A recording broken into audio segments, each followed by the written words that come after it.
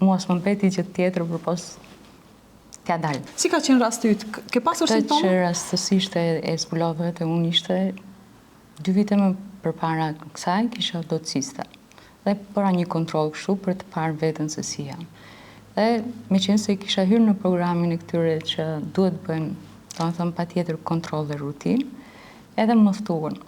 Domethënë herën e dytë pas 2 vitesh tjera, më morën vetëm pse isha pjesë e asaj kontrollit rutinë. Edhe shkova si normal për të bërë një kontroll.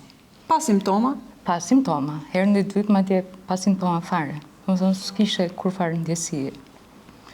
Si herën e parë, hera para ka pas plagështi, ka pas nuk kam mundur edhe të plurthisën ta përdor. Domethënë gjëra të zakonshme, punë grash që thuhet, nuk kam mundur t'i bëj, ndërsa herën e dytë s'para ka pas diçka kështu të kësaj natyre. Sigurisht ka ndryshuar jeta jote? Pa dyshim, pa diskutim. Gjithçka është kthyer për shembull sikur mund të them rilindje. Me plot gojë. Besoj që rrethi kur kanë kuptuar janë shqetësuar dhe janë mërzitur sigurisht. S'to moment, para ka marrë vesh motra ime, sepse unë kisha quar në analiza monstrën që kishin marrë. Dhe asaj i rastisi që të shkoj të marrë rezultatin dhe ajo e para ka marrë vesh.